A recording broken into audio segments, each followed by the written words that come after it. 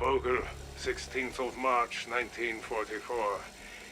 We have finally isolated an unknown element in the men who were transformed by the cyclotron accident. And even at this early stage, it is clearly a remarkable substance. For now, we have classified it as Exo-Element 1. Kurtz suggested Vogelium. Such an ass-kisser. The current theory is that at sufficient concentrations, Exo-Element 1 triggers the horrific transformations experienced by the men closest to the cyclotron rift. I am currently designing a chamber to withdraw Exo-Element 1 from the occupant. My hope is to somehow purify the men and reverse their necrotic condition. If we can learn to control the necrotization process, I believe it could be weaponized. Imagine an army of unkillable soldiers. Even at this late point in the war, I may have found the key to saving the Reich. Dr. Kurtz, you have memorized the new orders, yes? Did you burn after reading? Ja, Vogel. And I thought security was tight before the accident.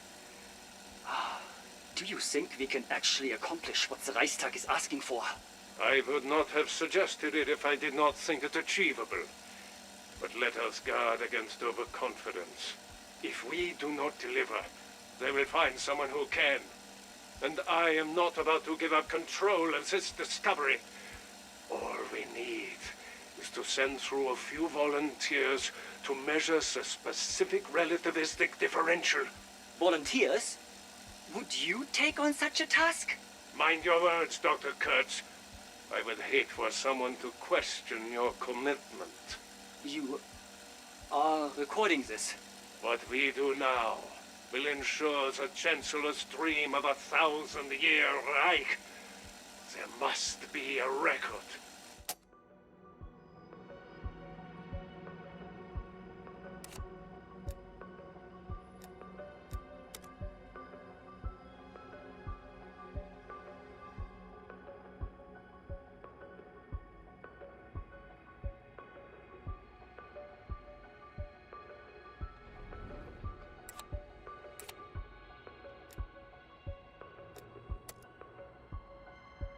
This is Dr. Alexandra Valentina, Psychotronics Research Lead for Omega Group. It is the 1st of November, 1983. I have just given the order to reactivate the Project End Station Particle Accelerator. It is a monumental moment in Soviet history.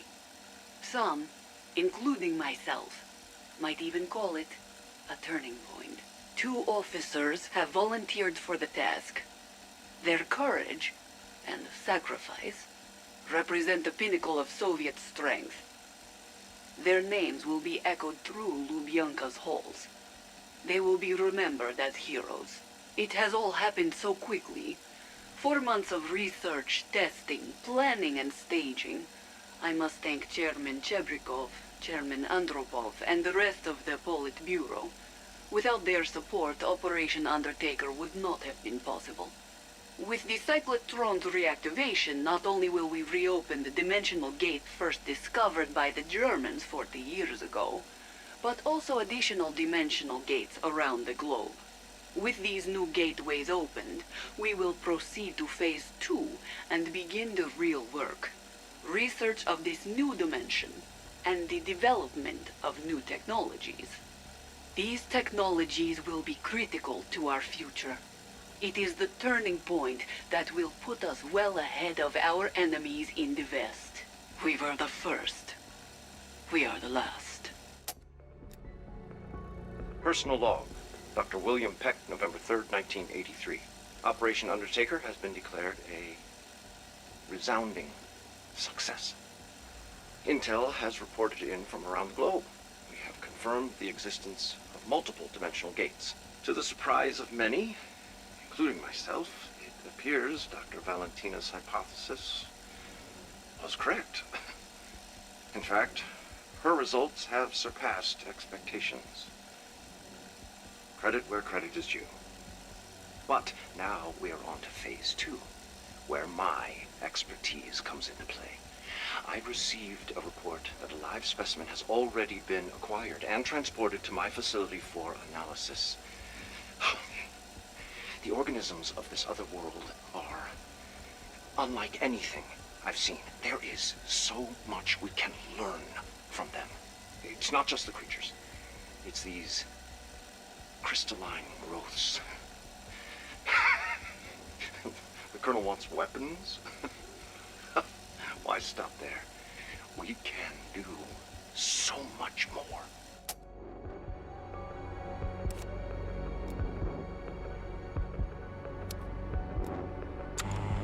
Hate to break it to you, but this event isn't an isolated incident. Russian forces are mobilizing in multiple locations across the world, and right now, you're weeks, if not months, behind them. I wasn't sure at first, but now I know who they are. A little-known offshoot of the KGB known as the Omega Group. I'd seen mention of their activities a few times over the years, but I'd never given it much credence. Up until recently. What the fuck is exoscience anyway?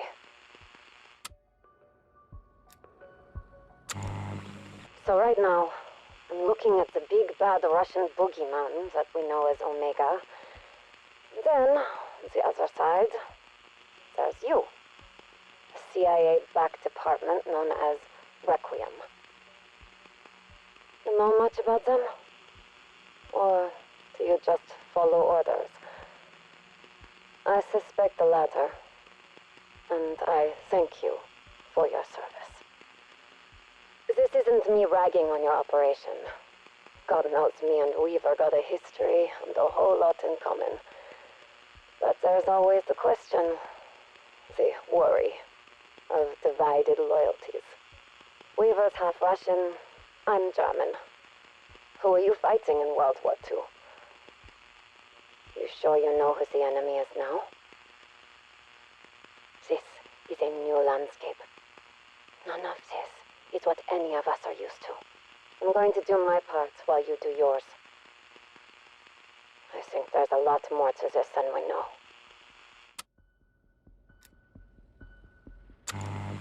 I want you to know that I've been in your shoes. And you can trust Weaver. He's a good man to have in your corner. A good boss.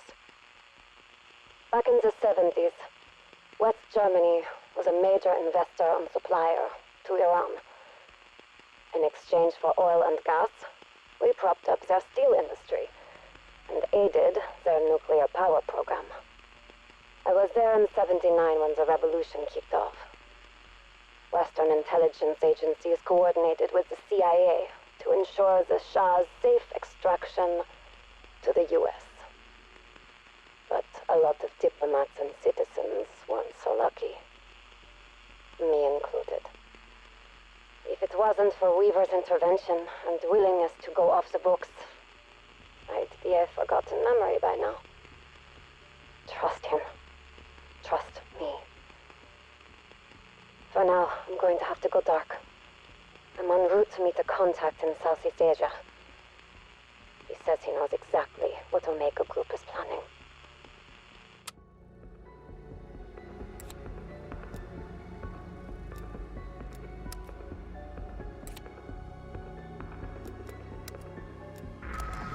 We all saw...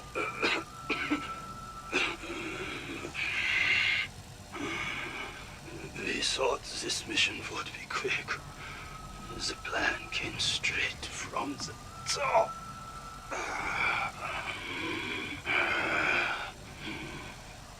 How hopeful we were taking that first step.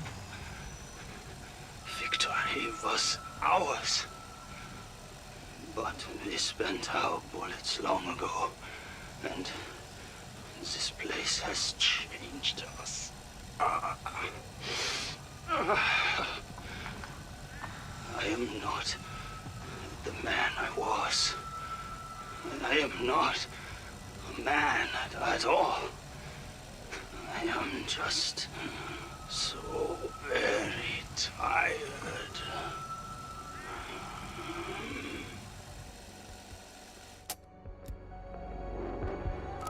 Field report. Lost contact with unit, but continue to gather samples until comrades are reacquired. Atmospheric readings match crystal radiation signature. So this stuff is everywhere. Personal contamination remains in safety range. 4 hostile contacts today. I killed 3 with small arms fire. The other I avoided. May attempt engaging after I find my squad. There is much to explore here. Stand by for additional reports.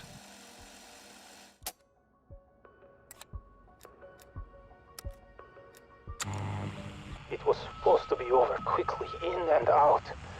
But I was separated from the rest of my unit before our extraction. By the time I got to the exfil point, the equipment had been smashed to pieces. This radio is the only thing still functional. There may be no way back for me now. But I will do my duty till my last breath. Like most souls here, I have stayed away from others since I arrived. But over the last few months, I have seen ever larger groups congregating in the valleys. I hear their chants echo through the eternal night. I have not seen it, but I know it is there. I've seen the destruction left in its wake. Swaths of trees, snapped and broken as though they were twigs. It moves with purpose, but it is not a purpose I understand. I have not seen it. I hope I never do.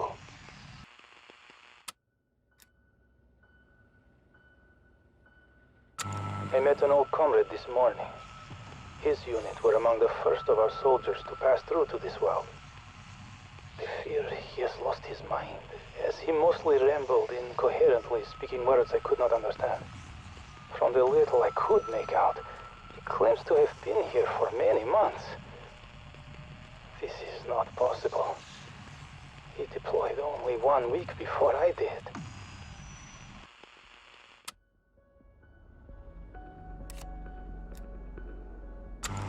I have heard its guttural roar echo through the forest like a wounded animal screaming out in pain. I fear they are becoming an army.